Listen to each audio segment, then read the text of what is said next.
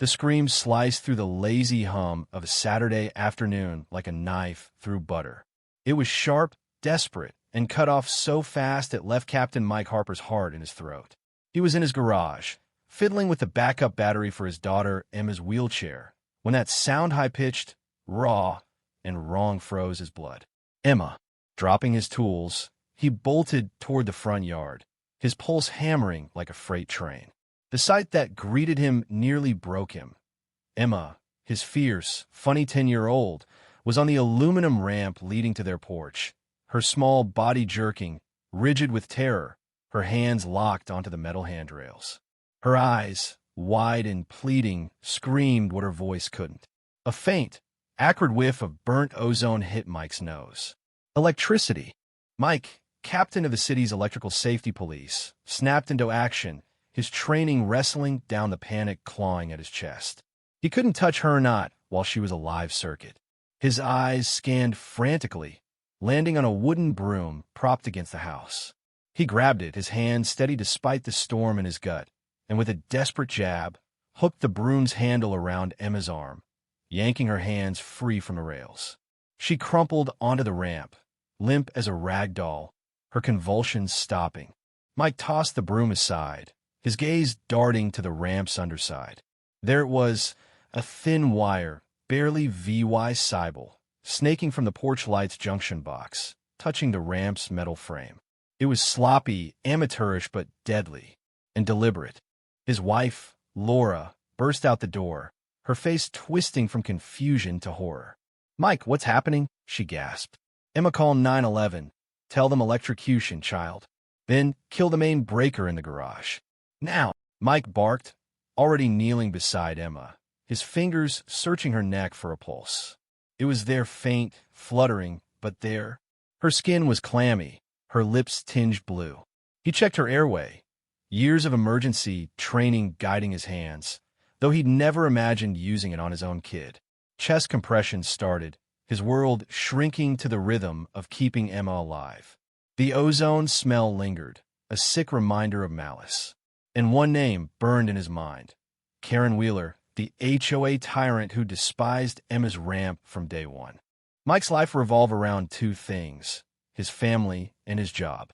As head of the electrical safety police, he'd seen what bad wiring could do: fires, shocks, deaths. His team hunted down hazards, enforced codes, and taught folks about the invisible killer in their walls. Emma, his bright center, had been in a wheelchair since a pool accident at 6. But she was no VY Tim. She was sharp, loved painting, and had a laugh that could light up a room. The ramp, sleek and ADA compliant, was her ticket to freedom, letting her roll in and out of their modest home on Maple Lane. Laura, a freelance illustrator, was Mike's rock, her flexible schedule meshing with Emma's needs. Together, they'd built a warm, happy life, despite the challenges. Maple Lane sat in the heart of Willow Creek, a suburban slice of neat lawns and quiet streets. But trouble brewed under the surface, all thanks to Karen Wheeler, the HOA president with a vendetta. Karen, late 50s, with a perm as tight as her grip on the neighborhood, lived 4 houses down in a mansion that screamed money. Her lawn looked like it was mowed with tweezers. As HOA head, she ruled with petty bylaws and a knack for making enemies, her eyes sharp as she scanned for anything unsightly. When Mike and Laura proposed Emma's ramp, Karen lost it at the HOA meeting. "Captain Harper," she sneered, "surely you see how this structure will ruin the street's charm. It'll tank our property values." Mike, keeping his cool, explained it was a medical necessity, safe and code compliant. Karen wasn't VYing it. "Standards matter, Captain. Maybe a back entrance would be less obtrusive." It was a cruel suggestion, one that would isolate Emma. After legal threats citing disability laws, Karen backed down, but her resentment simmered. The harassment started smell of violation notice claiming the ramp's glare needed painting, which would make it slippery and unsafe. Then came heavy planters, Karen's own, blocking the ramp's base overnight. Emma, watching Mike strain to move them, grew quiet, her joy dimmed. Karen's stares followed Emma's every move, her comments cutting. "Careful, Mrs. Harper," she'd call out. "That ramp looks shaky. Wouldn't want an accident, would we?" Emma started hesitating to use the ramp, her spirit fading. "Does Mrs. Wheeler hate me, Daddy?" she asked one night, her voice small. Mike's heart broke. "No, sweetheart. She's just fussy. You're perfect, and that ramp's your superpower." Things got darker when Arthur Brooks, a former HOA treasurer, called Mike. "Karen's not just a bully," he said. "She's scheming with Pinnacle developers to sell her lot and yours for big bucks luxury condos. Your ramp says you're not Leah VYing, and her deadline's close." Suddenly, Karen's obsession made sense. It wasn't just the ramp, it was millions on the line. A week before the incident, Karen tried one last trick, calling an emergency HOA meeting to smear Mike's ramp lighting as a fire hazard. Mike, the expert, shut her down, VYing the system was safe.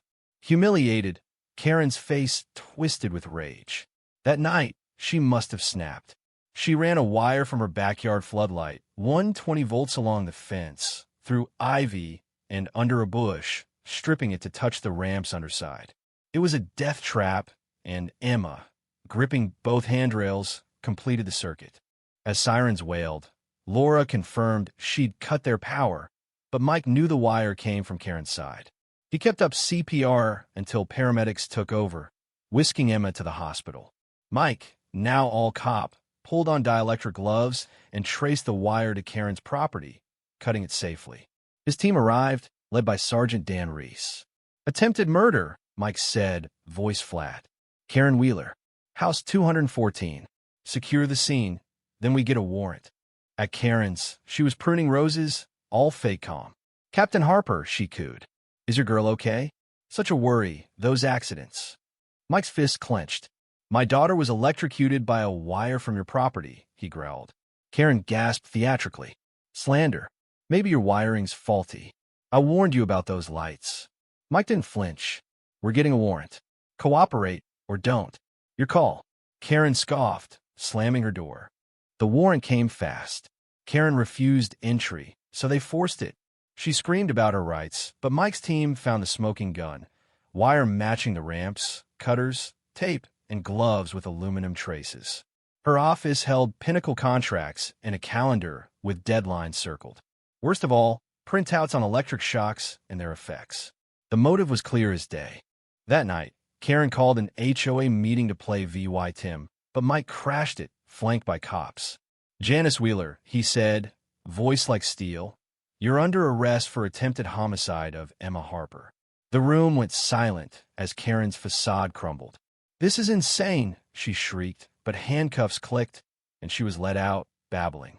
Emma Sir VY ved, but the road was long. Burns scarred her hands and feet, and fear haunted her.